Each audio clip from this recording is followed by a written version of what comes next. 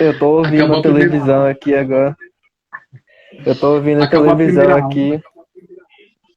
Ah, é verdade. A gente ainda tinha 10 minutos ainda. Deu 49. Eu Eu tô tô falando ouvindo a rápido. televisão aqui. Oi? Eu tô falando rápido. Se eu estiver falando rápido, porque às vezes eu começo a falar e aí, tipo, eu acabo me empolgando. Ah, eu começo. Tá dando pra eu entender. Não sei o pessoal que tá assistindo aí. Eu tô escutando a televisão aqui do lado, aí o presidente vai fazer um pronunciamento ali, aí ele pegou e falou assim, hoje o último dia triste. Aí eu tô aqui pensando, será que ele vai renunciar? Olha, eu não tenho uma boa previsão em relação ao futuro, não, mas em relação a ele, especialmente pela história que a gente já tem no Brasil. Mas, enfim, vamos ver. Deixa eu abrir aqui de novo, pegar os últimos comentários que o pessoal deixou.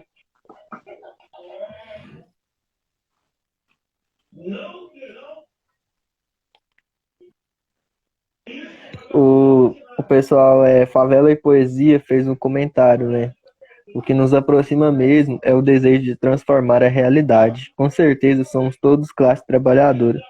Ficar em cima do muro é contribuir para manter as coisas como estão. Paulo Freire presente.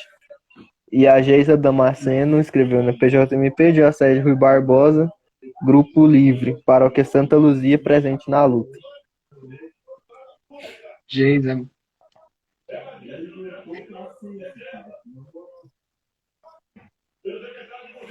Eu deixando um oi pro pessoal que tá entrando, tá? A gente não tá cumprimentando vocês aí porque passa muito rápido, assim, a gente não vê quem tá entrando e quem tá ficando na live.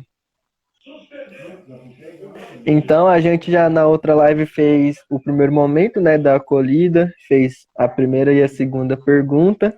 Agora a gente tem mais duas perguntas, depois passamos pro próximo momento.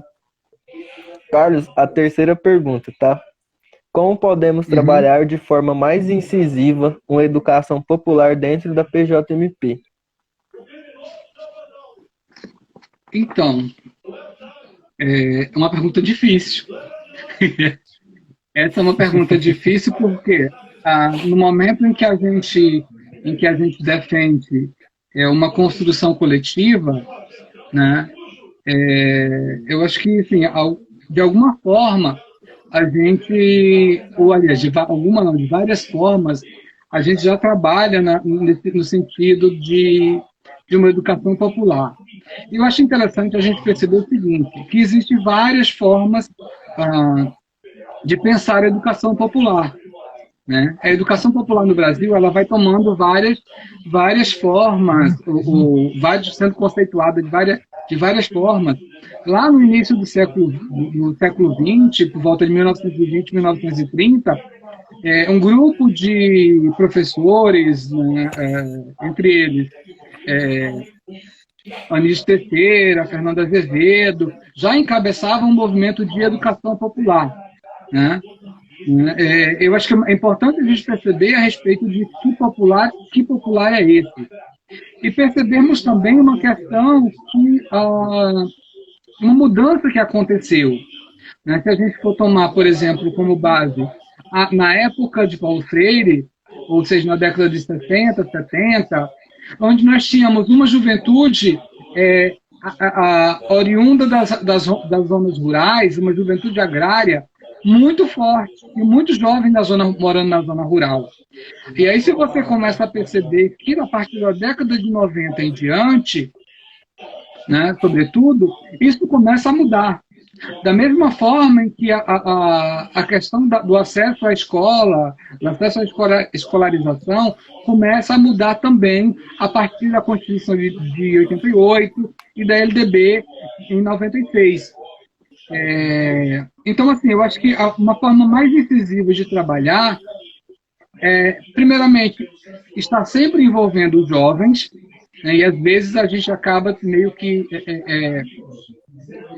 ou em dois extremos, ou polarizando, né, ou às vezes centralizando, ou às vezes deixando que os jovens se virem sozinhos e façam de qualquer jeito.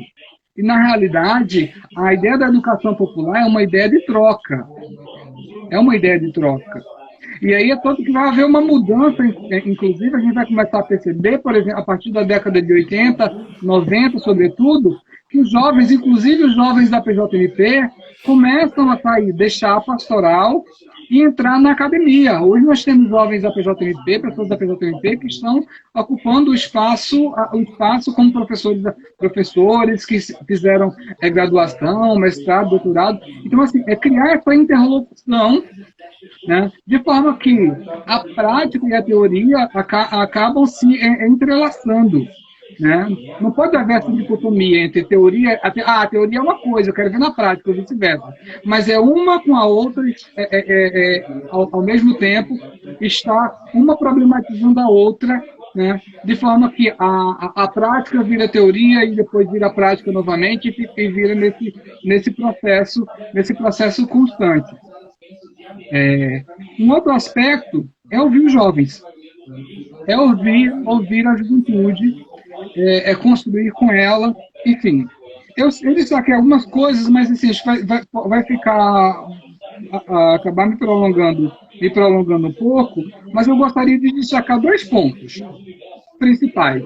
A valorização da cultura popular, dos talentos. A juventude neopopular ela é uma juventude talentosa, ela é uma juventude que sabe fazer, é uma juventude que toca, que costura, que inventa, que cria arte, que dança. Então, assim, é valorizar cada vez mais esses elementos, essas ações, e valorizar os saberes.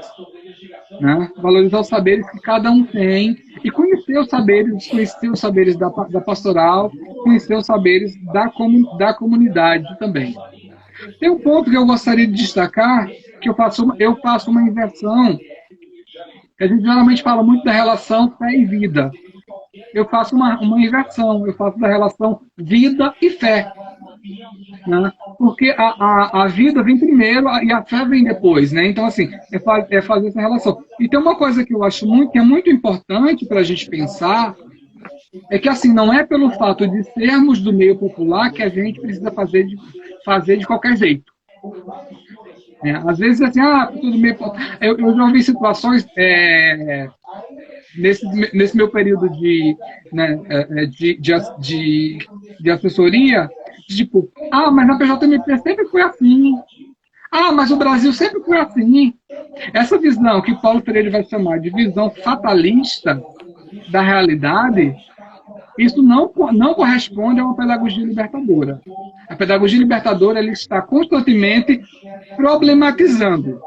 E aí onde está a importância do diálogo e do antidiálogo também, ou seja, do conflito. A gente aprende com diálogo e aprende com conflito. Obviamente que precisam ser embasados numa atitude ética de respeito, enfim. Bom, seria muita coisa, mas sigamos. Como eu vou distribuir esse material, eu vou disponibilizar esse material, está escrito e eu vou distribuir. Então, a gente não vai tomar tanto tempo, não. Pessoal, a gente vai passar para a última pergunta, tá? E o nosso terceiro momento é a fila do povo. Então, quem tiver pergunta para fazer, já pode ir mandando aí que a gente vai pegando as perguntas de vocês para ler no nosso próximo momento, tá? Carlos, a nossa quarta pergunta é: como você vê os rumos da educação brasileira neste atual desgoverno? O Patrick, eu só queria fazer uma ressalva em relação à pergunta anterior, que eu deixei de destacar, a respeito da importância dessas lutas por educação, da importância da atuação dos jovens em grêmios escolares, em centro acadêmico, em organismos, né, e também da importância para os jovens do meio popular, da importância que tem tido hoje as formações e os pré-vestibulares populares com uma visão crítica, uma visão problematizadora da realidade. Né? Eu acho que isso são dois pontos que eu queria destacar. Os rumos da educação hoje. Olha, essa pergunta ela é bem instigadora, porque assim, o que nós vemos acontecer com a educação brasileira após 2016, após o golpe que destituiu a presidenta Dilma do poder. Né? Nós vemos, a partir de então, uma sequência de retrocessos no campo da educação, no campo da saúde. E eu queria destacar o seguinte, antes disso, para a gente voltar um pouquinho no tempo, para pensar que assim, essas mudanças no campo da educação, elas começam a acontecer, sobretudo em relação à oferta da educação escolar para as juventudes, para as crianças das classes populares, elas vão começar a acontecer com mais evidência a partir da década de 80 e 90, né? Onde se prega, a Constituição vem dizer isso, né? A educação é um direito de todos, é o dever do Estado, a LDB vem reforçar isso, lembrando que a LDB ela é construída a partir de um projeto que o Darcy Ribeiro tinha, que é um outro grande educador brasileiro, né? Mas assim, ela acaba atendendo a algumas, como é que eu posso dizer? Acaba fazendo algumas concessões. E aí o que acontece? Nós começamos a ver, a partir da década de 90, uma preocupação com o acesso à educação, mas não há uma preocupação no sentido de políticas públicas para a manutenção, né, para a continuidade, né, dos estudantes na escola e pela qualidade da escola, pela qualidade da educação. Né? E aí, nesse contexto, a educação popular, os movimentos populares, os movimentos sociais, a própria PJMT, outras pastorais de juventude, acabam tendo um papel muito importante porque os cursos que fazem, as formações, os pré-vestibulares, acabam meio que complementando a defasagem que a escola acaba deixando. Né? E eu acho que é importante para a gente discutir isso. Não é que a gente está criminalizando a escola, porque a gente sabe de todos os problemas que a escola enfrenta, que falta um projeto de Estado, no sentido de pré-educação, que a cada ano muda a esfera, muda o partido político, muda o projeto de educação, e por aí vai. Então, assim, eu acho que são situações que a gente precisa pensar. Eu acho que assim, as nossas análises de conjuntura, né, elas dão conta disso. As análises de conjuntura que a PJMP faz, e se não está fazendo, precisa voltar a fazer, quem não está fazendo, precisa voltar a fazer, as análises de conjuntura dão conta disso, de discutir, de fazer essa visão. E aí, o que nós vamos perceber? O surgimento de muitas, a partir da LDB de 96, o surgimento de muitas universidades, faculdades privadas. Né? E aí a gente começa a perceber uma inversão, que é uma inversão no mínimo contraditória, que é os alunos de escola particular, da elite, que acabam tendo sua vida de educação básica nas escolas privadas, ocupam as vagas nas universidades públicas, sobretudo nas federais, que são as que mais investem em pesquisa, né? Enfim, as universidades públicas elas têm cumprido o seu papel de pesquisadora, apesar dos problemas que enfrentam, apesar dos ataques. e os jovens de origem popular que têm uma trajetória escolar na escola pública acabam indo para as instituições privadas. Né? E aí, partindo dessa premissa, eu chego na seguinte pergunta: a quem interessa o não adiamento do Enem? Né? Porque esse desejo, essa tensão, essa resistência que estava acontecendo em relação ao que ainda está, né? Apesar da concessão que foi feita, mas ainda em relação à questão do adiamento do Enem. Porque as universidades privadas precisam de alunos para poder continuarem se manterem vivas. Sem aluno não tem dinheiro, sem dinheiro elas não têm como se manter. Né? Então, assim, eu acho que são situações para a gente começar a problematizar. E aí começa a surgir uma outra série de coisas. Né? A emenda constitucional 95, né, que prevê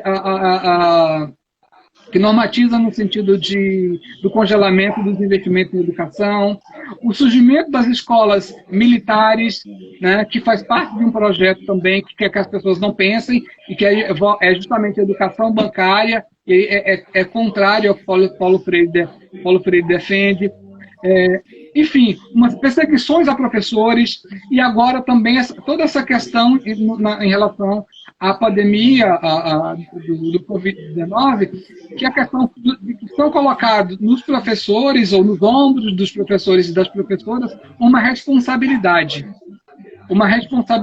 pela educação. Alguém colocou o simples capitalismo, na realidade é o complexo capitalismo. É o complexo capitalismo, né, que faz questão de estar criando essas amarras.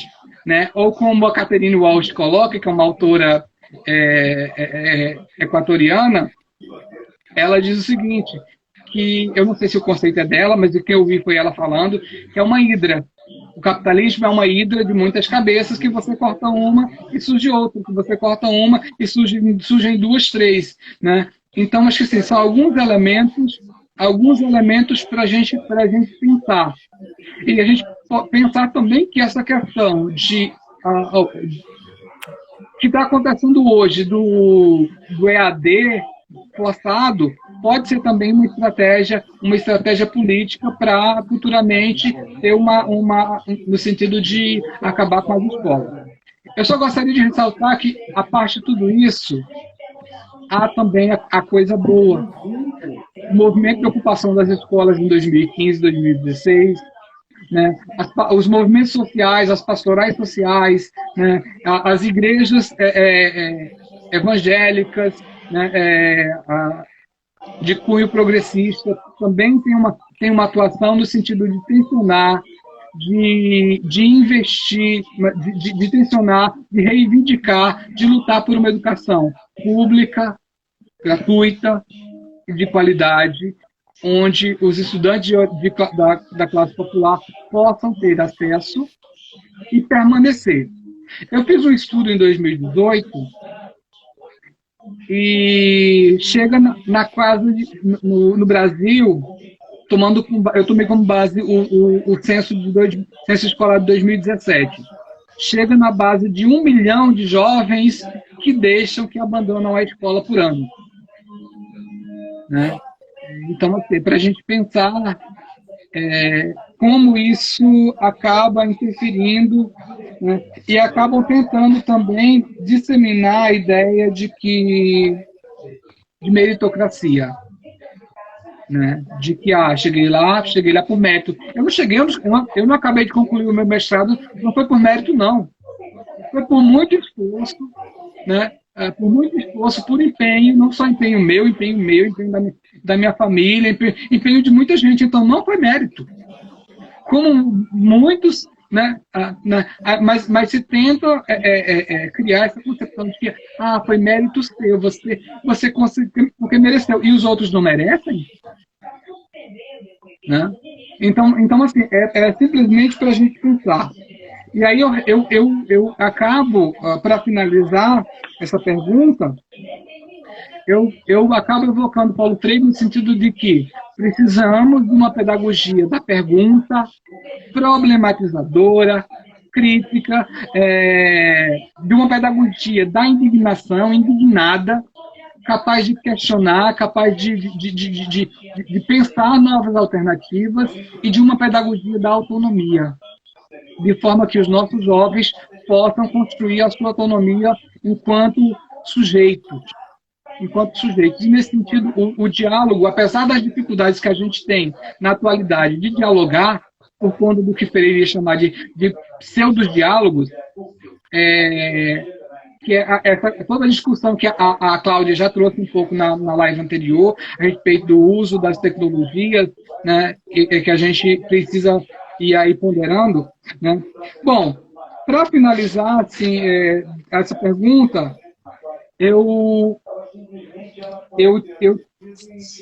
frisei aqui dois pontos. Elas são trechos de música. Um eu não sei o autor, que vocês conhecerem, vocês me dizem, que diz o seguinte: desse jeito é que a coisa está andando. Não, peraí, desculpa aqui, eu me enrolei aqui. A estrutura de nossa sociedade força o povo para a migração. Os da roça vão para a cidade, sempre em busca de melhor situação.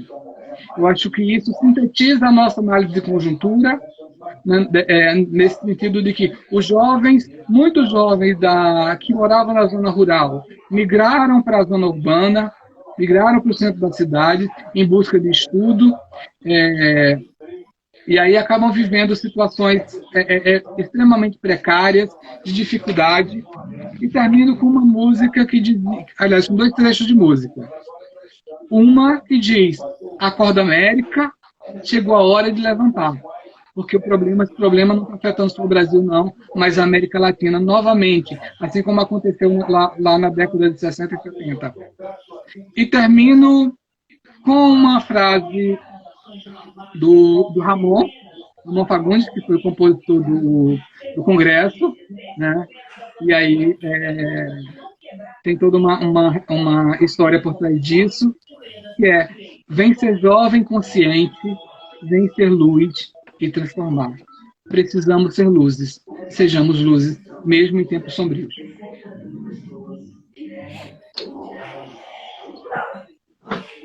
Teve um comentário, TH Silva 29, eu não sei se é Thaís Silva ou é algum outro nome, mas ela comentou, né? O simples capitalismo, querem tornar a educação privada. Antônia Edinalva Oliveira disse: Carlos, a que ponto chegamos? Que genocida de presidente. E o Eider comentou, né? Vai ficar um buraco na educação, um buraco maior ainda. E teve um comentário aqui por último, Antônia Edinalva Oliveira. Carlos, que ponto chegamos? O genocida desse presidente desqualificado. Acho que é a continuação da pergunta aqui que eu fiz, né? O pessoal só mandou um pedaço. Carlos, que ponto chegamos? O genocida desse presidente desqualificado, desqualificando a importância de Paulo Freire na educação do Brasil. É muito gratificante para nós da PJMP você trazer esse tema e essa vivência. Na realidade, ele só demonstra a ignorância dele porque ele não conhece Paulo Freire. Né? Ele não conhece Paulo Freire. E aí tem uma coisa muito interessante que eu vejo nas redes sociais. Uma vez eu vi uma reportagem do Danilo Gentili dizendo: eu não gosto de Paulo Freire. Aí o Marcelo Tais perguntava para ele: mas por que você não gosta de Paulo Freire? Porque a forma como ele utiliza aquele negócio de Eva viu a uva. E na realidade Paulo Freire justamente era criticar esse tipo de formação, né? De formação solta, de pegar as coisas fragmentadas. E é justamente o que ele e os filhos dele têm feito. É pegar contextos, frases soltas e simplesmente jogar, e simplesmente fazer uma espécie de terrorismo, de medo. E aí Paulo Freire tem um livro chamado Medo e Ousadia, né? A gente não pode deixar que o medo nos paralise. O medo tem que ser um dispositivo para a gente parar, pensar, refletir e desenvolver estratégias para poder seguir caminhando juntos. Né? Isso acho que é o mais importante, juntos. Né? Bom, acho que é isso. Vamos ver o pessoal tem alguma pergunta para fazer, se não... A Rosana fez um comentário, né? O inominável não conhece ninguém. Teve mais um comentário aqui. Eduardo Cariri. Olá, pessoal, boa noite. Eduardo, cacique do povo Cariri, que chelou de Iguatu, Ceará, ligado aqui. Olha só. E a Geisa Damasceno disse, verdade, a migração é fato. Aqui a diocese é de Sebes e os jovens estão todos pelo mundo. Ramon, jovem da diocese de Rui Barbosa, assim como eu, faz parte da coordenação diocesana da PJMP de Rui Barbosa. É Rui Barbosa, né? Isso. Só dizendo, a Geisa Ramon agora é do Rio, tá?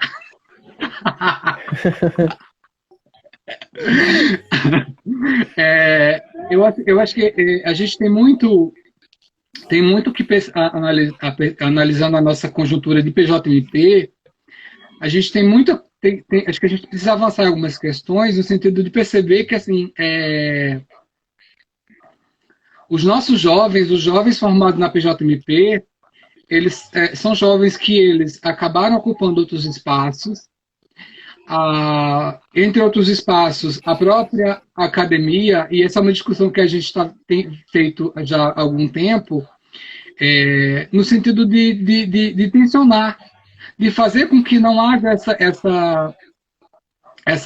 esse distanciamento entre o acadêmico e o popular. Né? De forma que tanto o acadêmico como o popular eles possam conversar entre si e perceber essa relação.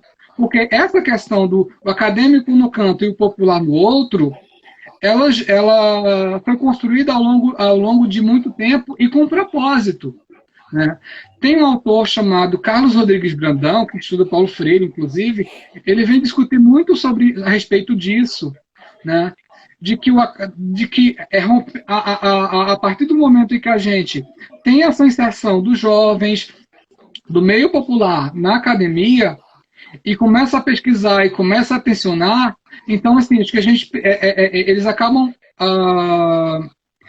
suscitando em outros espaços, em outros diálogos, né? E vice-versa. Então, acho que é o momento da gente pensar nisso, porque até a partir da década de 90, começam a surgir esses jovens da PJMP, por exemplo, que com mais evidência, que começam a cursar uma faculdade e tudo mais. E se a gente não supera essa dicotomia, essa diferença, a gente acaba afastando os jovens. Né? A gente pode acabar afastando os jovens dos grupos, enfim. Então, acho que são caminhos para a gente poder pensar.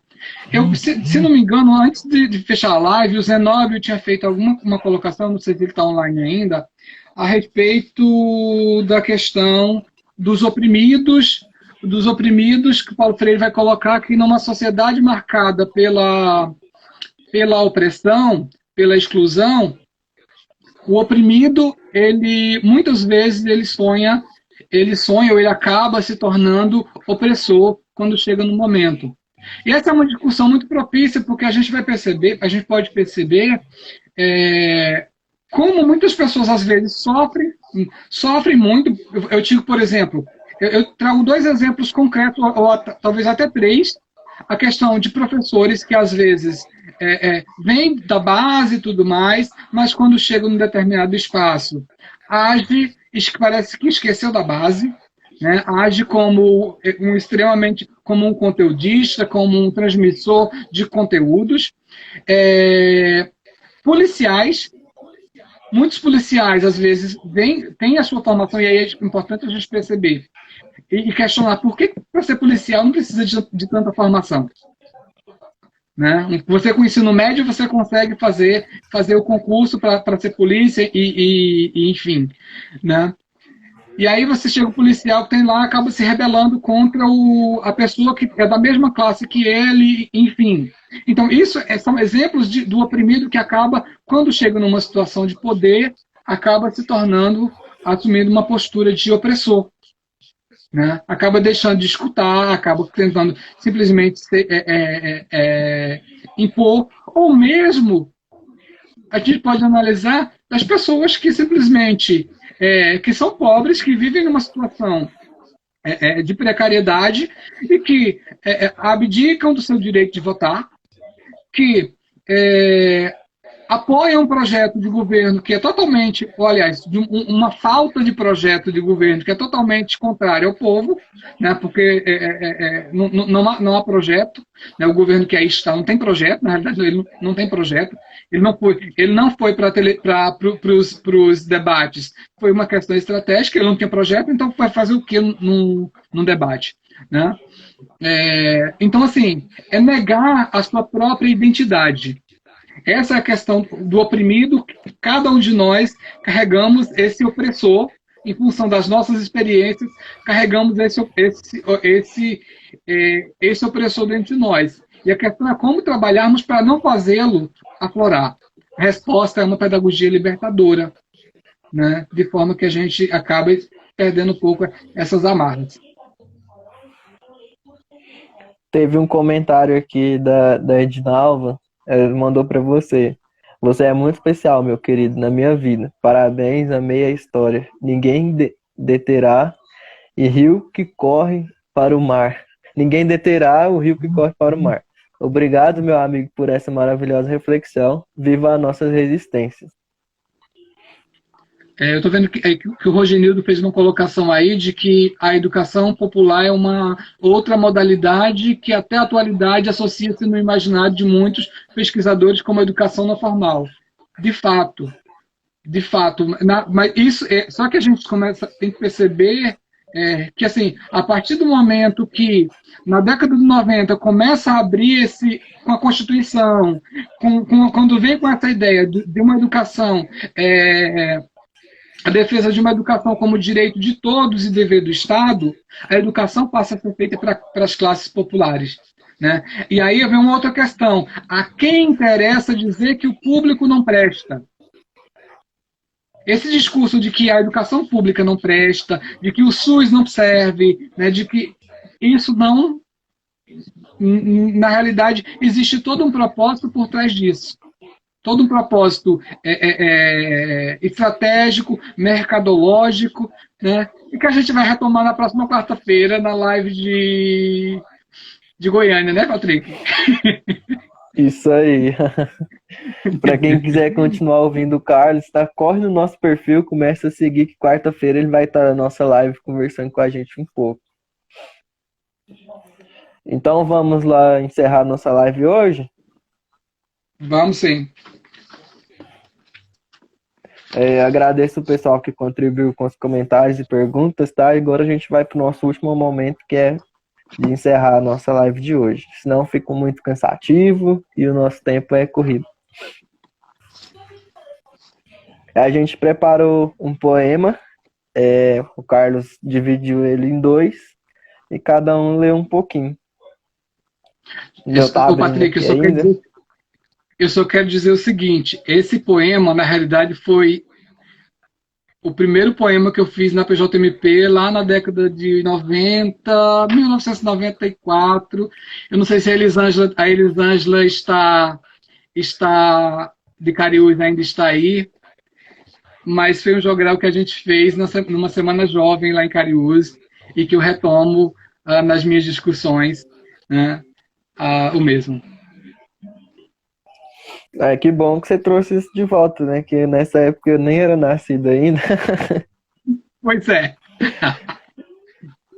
Então vamos lá, né? Eu vou começar. Caminhar é preciso. O caminho é longo. É preciso chegar ao fim. O caminho é pedregoso.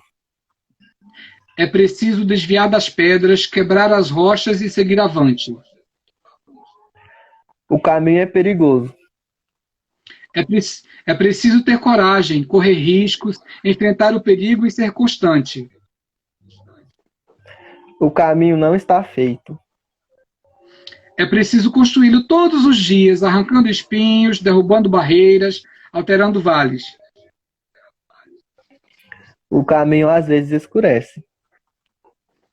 É preciso estar prevenido, não deixar nunca a lâmpada sem azeite, estar pronto para tudo o que acontece. Às vezes chove, faz frio e o vento sopra e incomoda. É preciso um abrigo. Às vezes o caminho é solitário. É preciso um amigo.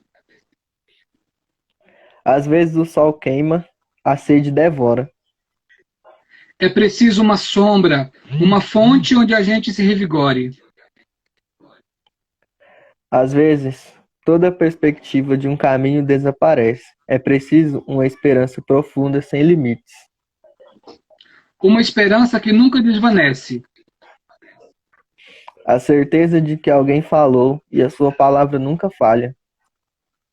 A certeza de que não estamos sós nessa jornada, mas somos um povo a construir a sua estrada rumo ao mesmo fim. Onde a promessa se cumprirá plenamente.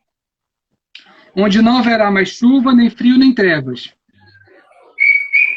Tu que andas por este caminho, percorre-o até o fim. Constrói este caminho dia a dia, não em terra de areia, mas em chão firme. Caminhe sempre. Não importa que haja quedas, importa sempre começar de novo.